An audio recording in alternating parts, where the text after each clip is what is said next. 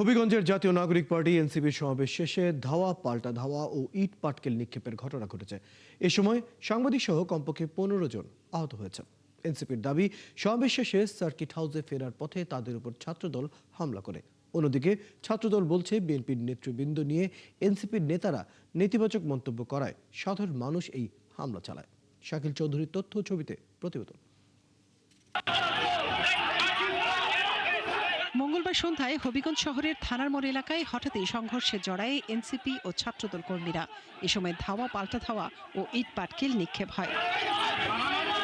এর আগে দুপুরে জুলাই পদযাত্রা উপলক্ষে প্রথমে আজমেরীগঞ্জ উপজেলার শহীদ প্রাঙ্গণে সমাবেশ করেন এনসিপি নেতাকর্মীরা। এরপর সন্ধ্যায় শহরের সাইফুর রহমান টাউন হলের সামনে সমাবেশ হয়।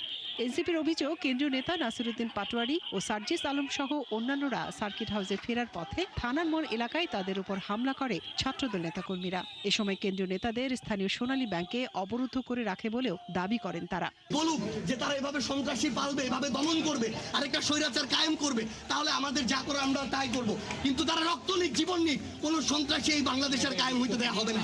এই হবিগঞ্জ কারো বাপের না, এই হবিগঞ্জ কারো বাপের না। আমরা রাজনীতি করে আমরা সমালোচনা করব, তারা কথার উত্তর কথাই।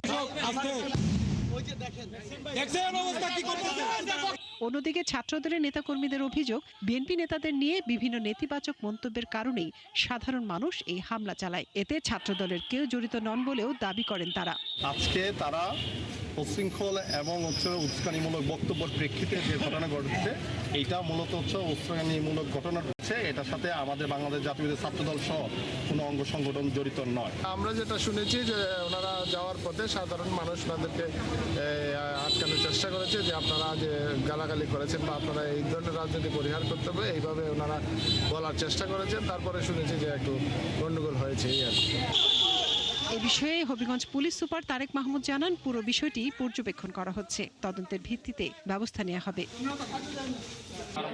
মনিরা কাজুরি, ৭১।